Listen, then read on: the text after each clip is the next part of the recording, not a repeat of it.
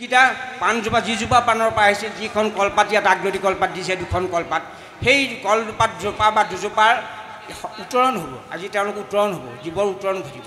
এনেধৰণে উত্তৰণ গৈ গৈ গৈ এদিন আমি মনুষ্য জন্ম পামগৈ। গতিকে এই মনুষ্য জন্মটো, দুৰ্লভ মনুষ্য জন্মটো পোৱাৰ পাছত যদি আমি আকৌ সেই বৈষয়িক ভাৱনালৈ আমি অৱলম্বন কৰোঁ, তেতিয়া কি হয়? কৈছে যে মানৱী জনম পাই হৰি নভজিলা, অৱশ্যে হৈ বাহা ভাই তৃণতুলসীলা। আমাক ঘোষাই সিদ্ধান্ত দিলে যে মানুহ জন্ম পাই যদি তুমি ঈশ্বৰ নভজনা নকৰা, তেতিয়াহ'লে তুমি আকৌ তৃণতুলিৰ পৰা আকৌ এনেধৰণৰ জন্ম মৃত্যু চক্ৰত আমি 84 লক্ষবাৰ জন্ম আমি পৃথিৱীতে জন্ম ল'ব লাগে। এনেধৰণে ভ্ৰমণ কৰাৰ পাছত সেইকাৰণে কৈছে যে যমনুগলৈ যেতিয়া গুচি যাম, সিও এটা আছে, 6ষ্ঠ স্কন্ধ ভাগৱতত আছে। যমনগৰলৈ যাওঁতে আমাক লৈ গ'ল। আমি ধৰি লোৱা 84 লক্ষ জন্ম অন্তত মানুহ হ'লোঁ। মানুহ হৈ যেতিয়া আমি ঈশ্বৰ বিমুখ হ'লোঁ, আমি ঈশ্বৰৰ কথা চিন্তা কৰা নাই। খাই বৈ ভাল ধৰণে আমি কেতিয়াবা ক'ৰবাত গছ পুলি লৈলোঁ, কাৰোবাক কেতিয়াবা দুখীয়াক পইচাও দিলোঁ, বা এনেধৰণৰ আমি কাম কৰি পেলাই ভাল কামকৈ কৰিলোঁ যেনিবা, কিন্তু ঈশ্বৰমুখী আমি নাই হোৱা। তেতিয়া আমাৰ কি হয়? জীৱটো তেতিয়া প্ৰথমতে যমদূতে আহিব। 3জন যমদূত বুলিছে। সেই 3জন যমদূতকে ক'ত থাকে? ক'ৰবাত আমাৰ দেহাতে থাকে। বাহিৰৰ পৰা অহা নহ'লে বেলেগ কথা। আমাৰ ইয়াতে কফ, পিত্ত, বাত, এই তিনিটাই আমাক একদম হেঁচা মাৰি থৈ গ'ল। ৰূপান্তৰ হ'ব। হৈ পেলাই তেওঁলোকে লগতে আছেই নহয় 14জন সাক্ষী। সেইজনে সাক্ষী দিয়ালৈকে সেইমতে আমাৰ একাউণ্টত থকা আমাক লৈ যাব। লৈ গৈ পেলাই আমি ইয়াত যিমানবোৰ ঈশ্বৰ বিমুখী যিমানবোৰ পাপ আছিলে, সেই পাপবোৰৰ সৈতে আমাক যমনগৰত শাস্তি দিয়াব। 84 কোটি নৰক আছে। শাস্তি দিয়াৰ পাছত শেষৰ যিটো পাপ, সেইটো ক্ষয় নিষ্পাপ হৈ যাম নহয়। শেষৰ পাপটোৰ সৈতে আমি ভোগ পুণ্যৰ কাম কিছুমান কৰোঁ। কাৰোবাক দান দিলোঁ, কাৰোবাক কুকুৰ এটা বা কোনোবা এটা জীৱ খালত পৰি আছিল তাক উদ্ধাৰ কৰিলোঁ। তাৰ ফলত আমাৰ ভোগ পুণ্যৰ সৃষ্টি হয়। সেই ভোগ পুণ্যৰ ফলত আমি আহি আকৌ ভোগভূমি স্বৰ্গলৈ গমন কৰিলোঁ। স্বৰ্গত আমি যিমান দিন পুণ্য আছিল সিমান দিন আমি ভোগ কৰিলোঁ। কিন্তু আগদিনাখনলৈকে পৰিচৰ্যা কৰি থকা অপেশ্বৰে, সেই জীৱটোক আল ধৰি থকা অপেশ্বৰীয়ে পুণ্য শেষ হোৱাৰ লগে লগে ভাগৱতে কৈছে যে ঢকা মাৰি আকৌ পেলাই দিয়ে।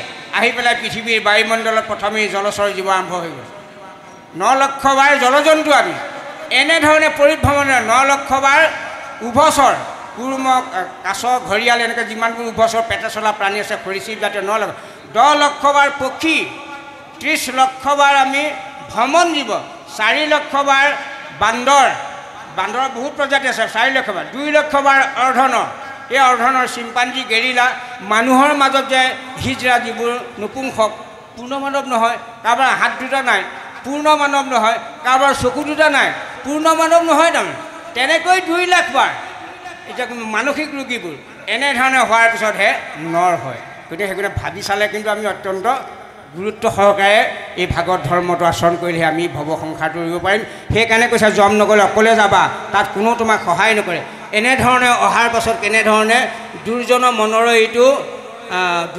মনৰ এইটো কৈছে যে যতেক লোভয় আৰু তৃষ্ণাহে বাঢ় হয়। আমি যিমান ধন বাঢ়ে আমাৰ মনটো সিমান বাঢ়ি যাব। দুৰ্জন মনটো কেতিয়াও পূৰ নহয়। আমাৰ এই মনৰ যিটো বাসনা, মনৰ যিটো তৃষ্ণা, এই যিটো আমাৰ মৃগ তৃষ্ণা বুলি কৈছে।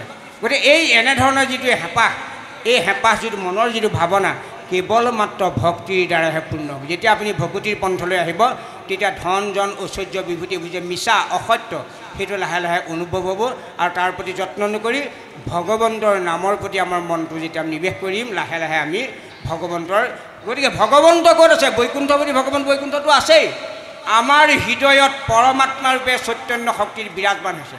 গতিকে জীৱাত্মাই পৰমাত্মাৰ লগত আমি দৰ্শন কৰিব লাগিব, কথা পাতিব লাগিব, ভগৱন্তৰ লগত সেৱা কৰিব লাগিব। সেই প্ৰণালীবোৰ আমাৰ শৰণ ভজনত সুন্দৰভাৱে দি থোৱা আছে।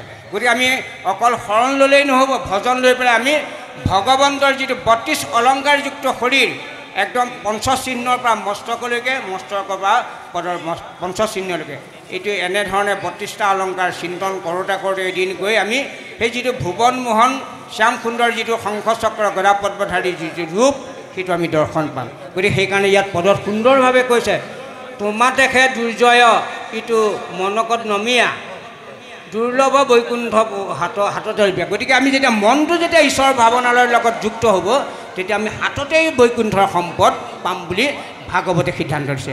গতিকে এয়াই হ'ল ভাগৱতৰ দৰ্শন, এয়াই হ'ল ভাগৱতৰ মনন কৰিব লাগিব, চিন্তন কৰিব, তেহে আমি জীৱ ভৱ সংসাৰ তৰিব পাৰিম। কৃষ্ণ।